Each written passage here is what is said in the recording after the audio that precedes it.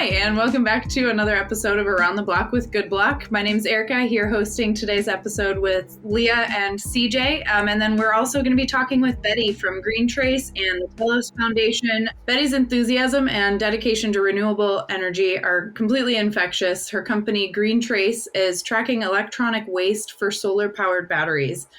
Betty's also been leading development of a new DAO on Telos focused on establishing and recognizing ESG excellence in blockchain technology. We're so excited that we finally get to have you on the show, Betty. So more on that in a moment, but first remember to like this video, subscribe, and turn on notifications so that you can be notified when we drop more content like this. We are so happy to have Betty, a friend and colleague, here with us today. Hi, Betty. How are you? Hi, I'm doing very well.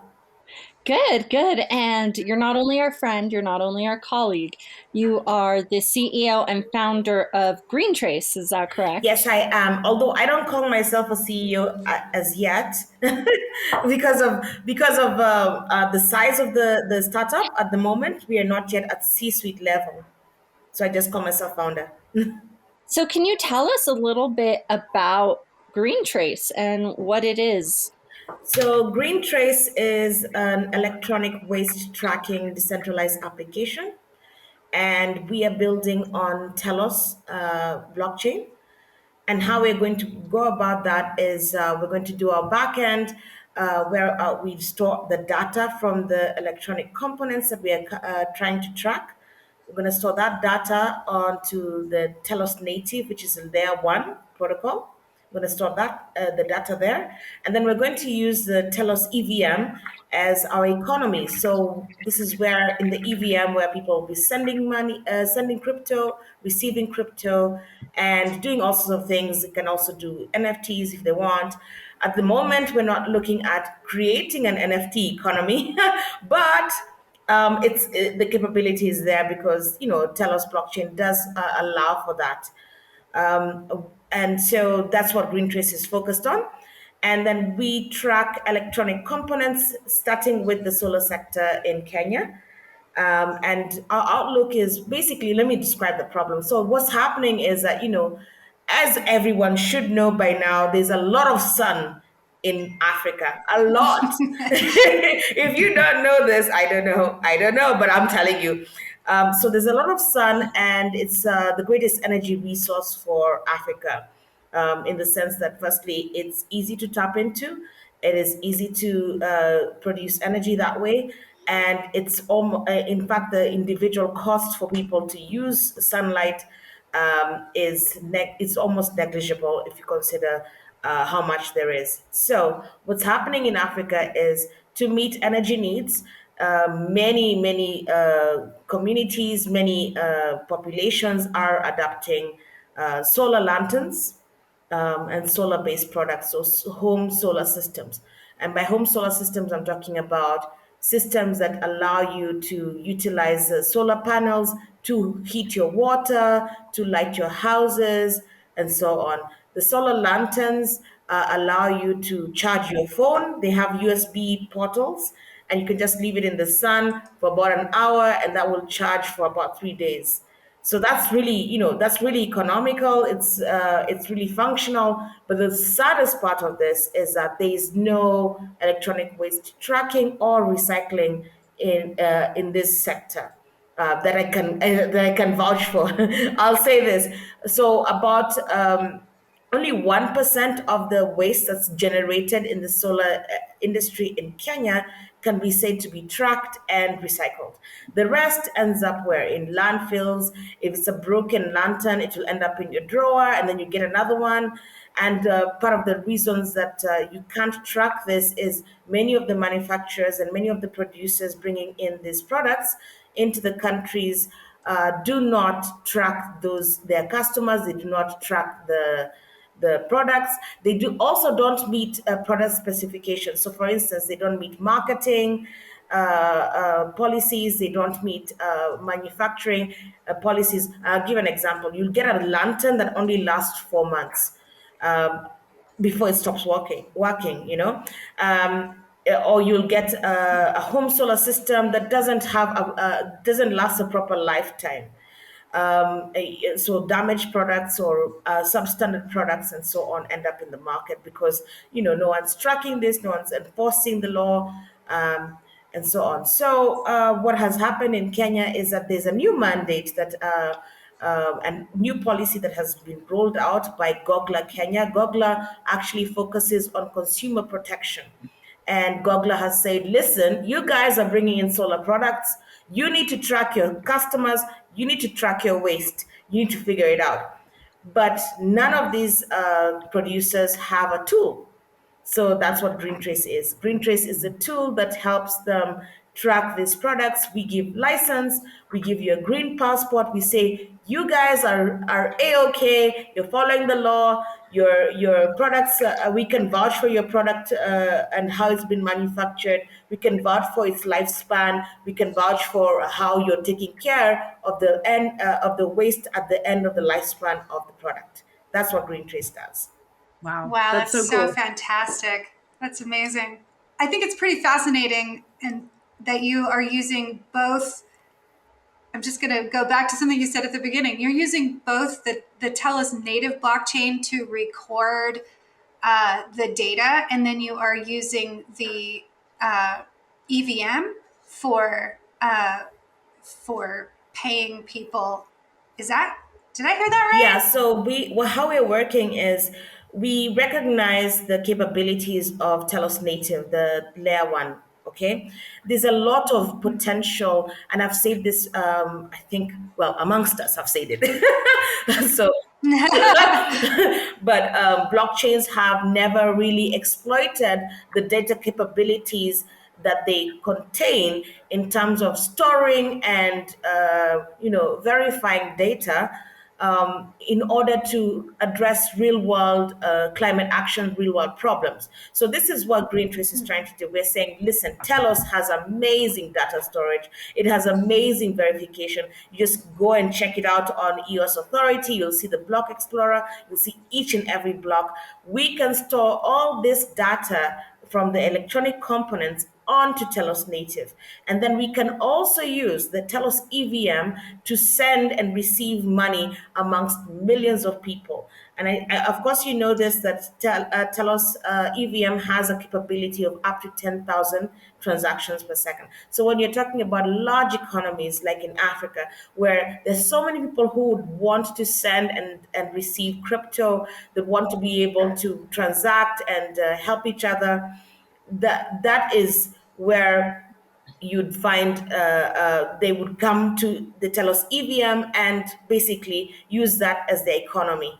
That's how I look at it. Is that because many people are already in the Ethereum ecosystem and so they're familiar enough with MetaMask that EVM is the way that you foresee them wanting to use and that's that? a very good question, because a lot of the times we always assume that our first customers would be those people who already interact with blockchain. But in Kenya, I feel that the most important thing is they should know how to use the decentralized application rather than they should know how to use MetaMask. They should know Ethereum. You don't need to know all of that. You just need to know, how do I send money to this account? And the beauty about Telos is that the accounts are human readable. So I know I'm sending money to Leah. I know I'm sending money to Erika. I won't make a mistake. And that's enough for people in Africa. And I can easily translate that into our local languages, into our vernacular.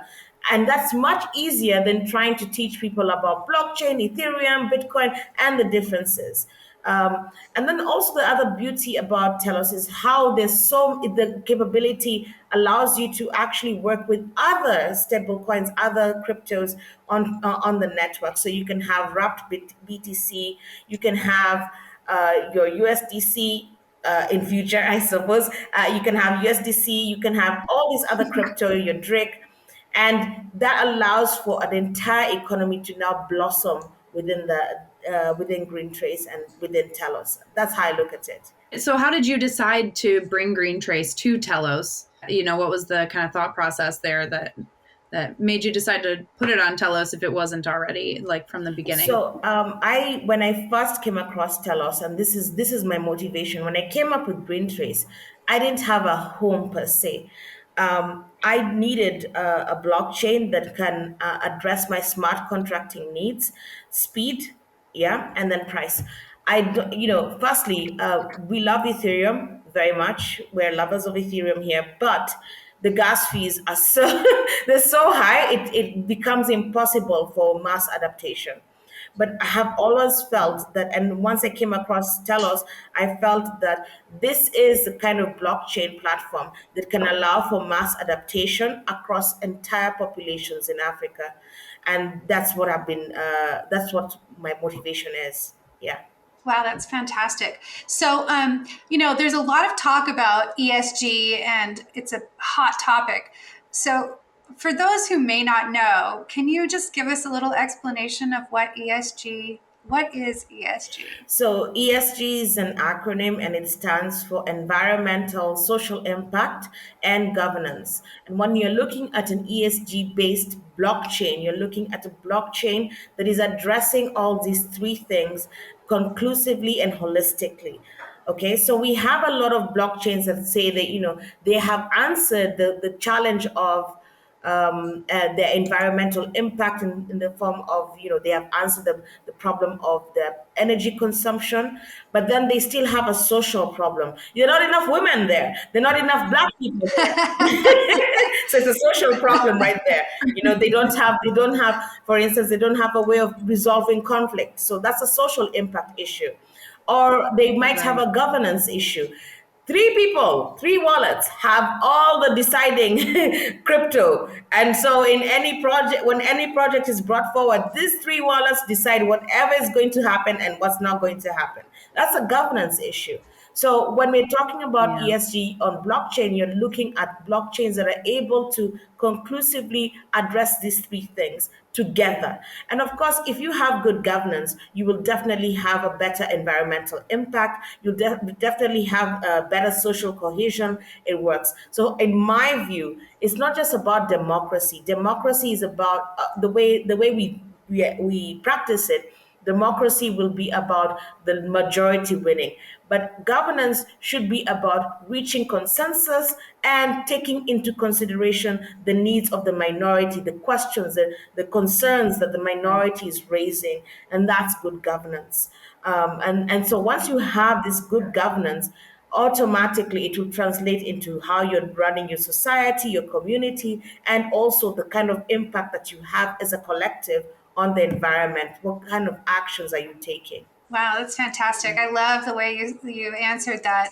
I think it's one of those things where people go, oh, all these different blockchains have that. But when you look at Telos and you look at the way we set out to build governance, before people were really even talking about ESG, we set out to do that. And our governance isn't perfect, but I love it because we keep iterating and we keep having, hey, this isn't working. Let's someone puts an amendment proposal forward and the token holders get to vote on it and then it gets changed or it doesn't. But it's such a neat thing to be able to be a part of and witness in a way that it isn't really happening anywhere else that I've seen. Yeah, I mean, with Telos, to be honest, we have come a long way in terms of how we are making decisions. Other than the way we approach things in terms of multi-sigs, and we've done a lot of adjustments at the foundation and also within the board. We've also tried our best to, make this now more foundational in terms of how do we govern ourselves. But the best thing I think, and it's just my opinion, I think the best thing to happen to Telos is Decide Voter. Because if you go to that app, you'll find just about every proposal out there and you will find out how people feel about these proposals. It is a fantastic, fantastic app. And I think that this is one of the things that allows Telos to be so well governed and so well managed so far. I don't know if I'm honest, I don't know about how other blockchains are doing things. But I'll say Decide Voter is the most transparent app that I've come across. It's the most transparent way to run your blockchain. And I hope that it's something that other chains can consider taking up, having a very transparent process and a very open policy, so that everyone gets a voice there. Um, in terms of the other blockchains, now here's where we come in, because we can't just say that we're a green chain. We have to prove. So you can't make a claim, you have to have the standards. And this is where GreenTrace comes in. GreenTrace says, listen, again, you can't just say you're green. You can't just say you are meeting ESG standards. You can't just say you're a carbon neutral chain. Where is your data? And so that's where we come in. We say, okay, look, here's the data. We have recorded that data on Telos Native. We're not just carbon neutral, we're now carbon negative. And that makes a huge difference. And I hope that it's something that other chains can adapt and consider taking on board, in terms of being very open, verifiable, and proving their claims in terms of their climate impact. So, Betty, could you tell us a little bit about yourself and how you got involved in Telos and the Telos Foundation and TESGA and all these great things, and some which are initiatives that you're spearheading? I think that would be important for the audience to hear all the ways you've contributed to the Telos ecosystem. Okay, great. So I came to Telos or rather late 2020. And one of the reasons that I was attracted to Telos is I was looking for a home for GreenTrace, which is an electronic waste tracking decentralized application. I was looking for a place where I can have fast transaction speeds, good data storage, and then at the same time, I have low gas fees, or hopefully no gas fees. so so I was very attracted to Telos. And as I started interacting with the community, I realized that there's an opportunity to serve the community by being part of the Telos Foundation board. And also the fact that I am African and from Africa, I felt this is the time for us to actually, participate and contribute. So I stood for the Telos board elections, and we got elected to the new board. And that was in January of 2022. So since that time, I've also worked hand in hand with my fellow board members. We've done a lot in terms of provide more accountability, more feedback, and more communication with the community. We have quarterly reports coming out regularly. We have monthly reports that are coming out regularly from the Telos Foundation. And over and above that, we have represented the community in various events around the world. Um, and then, so the question you'd ask is, what is TESGA? So TESGA is a Telos ESG Alliance, and it's basically a DAO within a DAO. So it's DAO inception. But the reason I felt that TESGA was necessary is not just we could have done this at a smaller scale from the board level, but I felt that this is a situation where we can include everyone when we're talking about addressing environmental concerns. There's so many projects that are sitting in Telos that are focused on environment and climate action and so on. And a few of them, I'll give a few examples. There's Teland, which is an NFT project focused on land rights. We have Kanda Weather, that's looking at collecting data in Africa, weather data. And of course, GreenTrace is also Fuel Switch, that is focused on creating, tracking dirty energy and helping millions of people switch from dirty energy. Dirty energy is like the energy you get from burning coal. So switching millions of people from that dirty energy to green energy, so renewable energy like geothermal or wind power. And so actually that's one of the most exciting projects that I've seen so far, other than my own. other than my own, it's one of the most exciting projects that I've seen on Telos. So fuel switch is quite exciting. And I felt that, not just with the environmental, but we're talking about social impact. There is a project, Green Agro, that is helping farmers in Africa basically own their own land and have rights to the land that they're leasing, and also be able to produce food. I think that now they've just discovered oranges on some of the land that they're farming, and I think that these are such important projects, and I believe that Telos has a sort of heart and soul of the community is really the type that would want to have real world impact. So I felt that it's a DAO like TESGA would be fantastic for Telos community to participate in, to be to basically find a common collaboration point.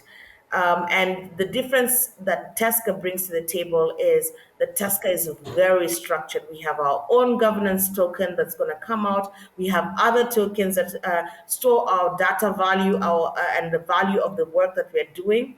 And then we'll have DAOs within the DAO, DAO inception. But we'll have DAOs within the TESGA DAO, and those other DAOs will deal with marketing, treasury, finance, and management, so that you have spaces that are democratically governed, where people can actually contribute their worth, their value, their ideas, and find a commonality. And I think that this is important to not just have it within Telos and within the Telos community, but my vision is to include everyone who is willing, who is interested. So across the ecosystem, and all the way into Ethereum, as far as possible, wherever we can find people who want to do the same kind of jobs, the same kind of, they have a commonality with us, then I think that they should be allowed to be part of it. And so that's what I've been working on when it comes to the TESGA DAO. So that's basically it. I love that. That's so great. What do you see as the future of ESG and TESGA, and how it relates to, kind of addressing a lot of people's issues that we've seen around greenwashing and stuff like that? So the beauty about having a decision and a collective that agrees that we need to have verifiable data, we need to have a way of verifying if we are sustainable, as a blockchain, and are other blockchains also sustainable? Are they also capable of contributing positively rather than a net negative? To the environment and to society.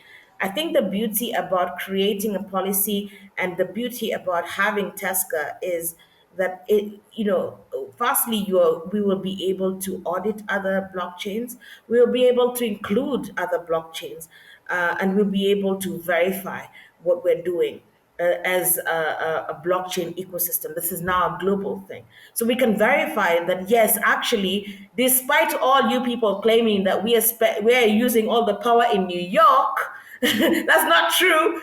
We're not using all the power in New York, minting NFTs and monkeys. we, because that's what people think. Every time they see the board apes, yeah, they think we're minting, we're using much needed power to mint monkeys. But no, we can actually prove that that's not what's happening.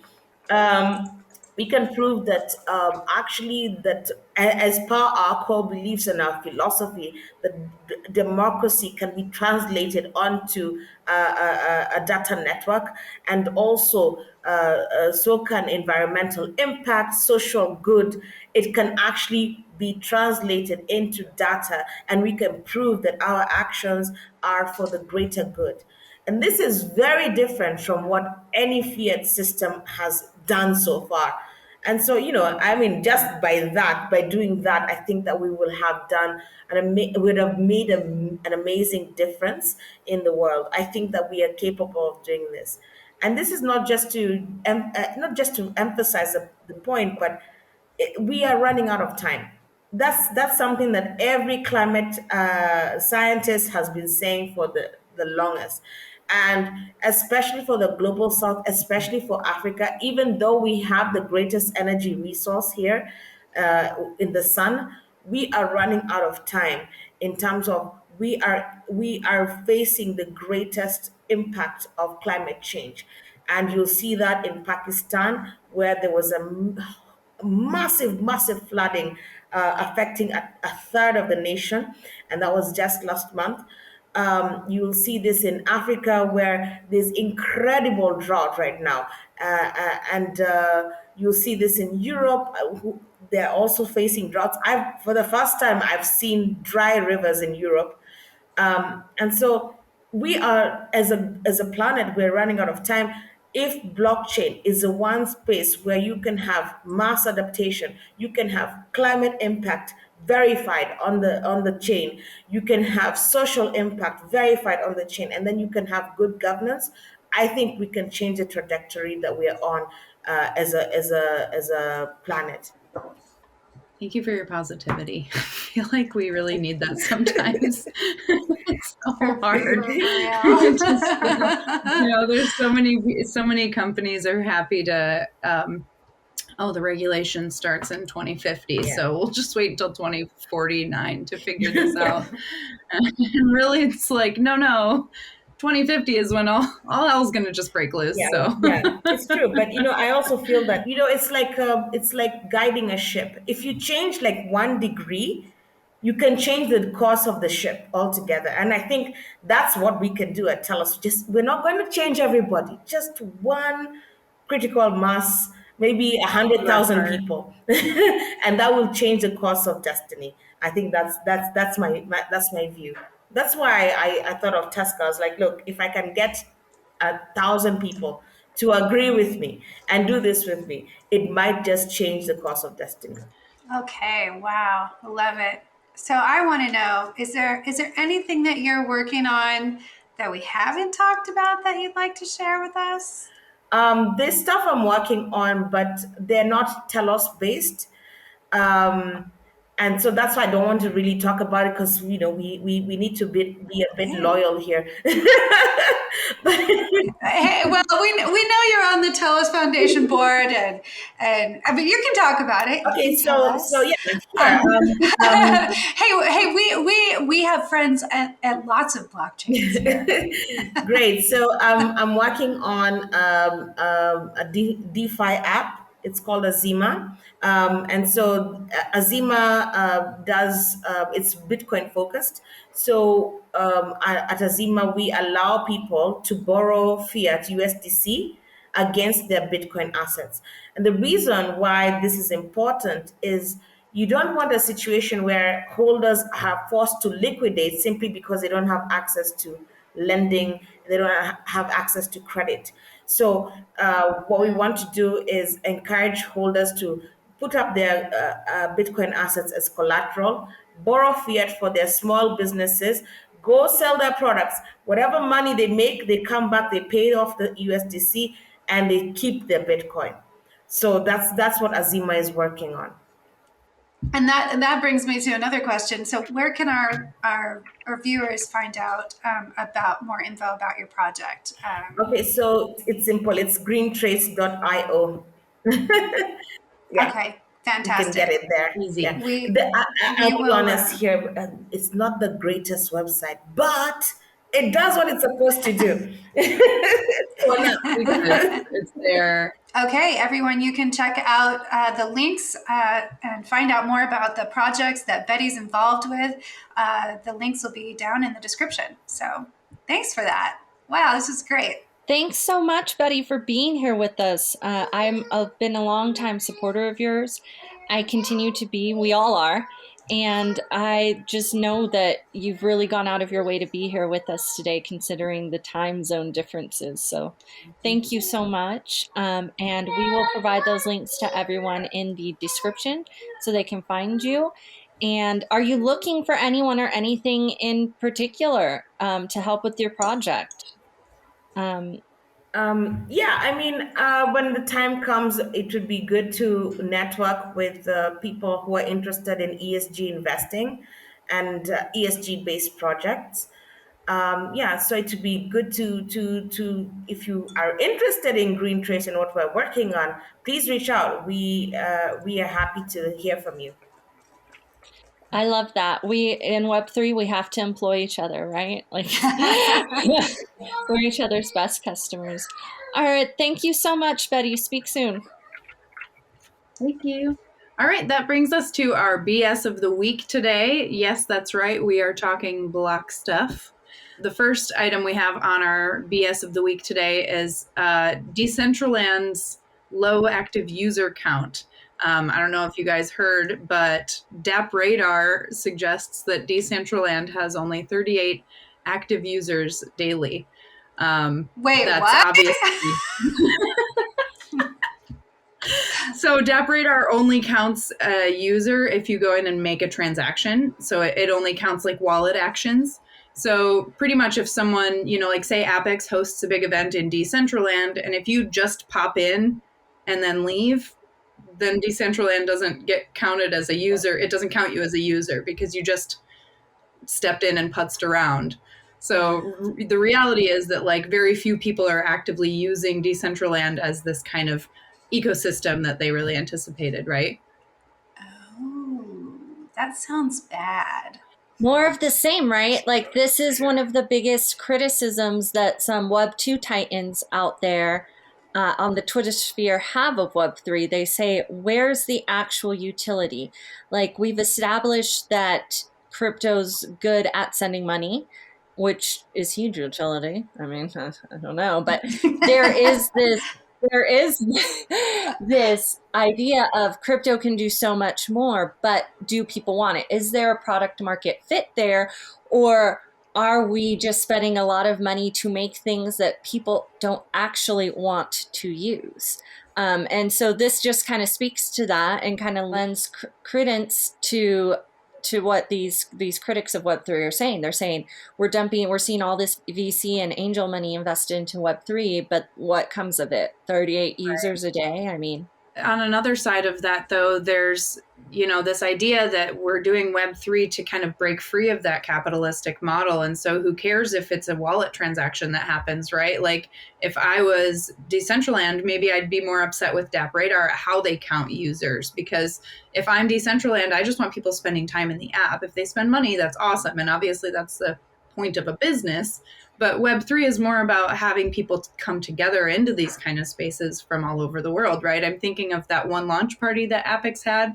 It was so much fun, and tons of people from all over were there, and we got to all experience it, and that has value to me. So I think if I was Decentraland, I would be a little salty about that.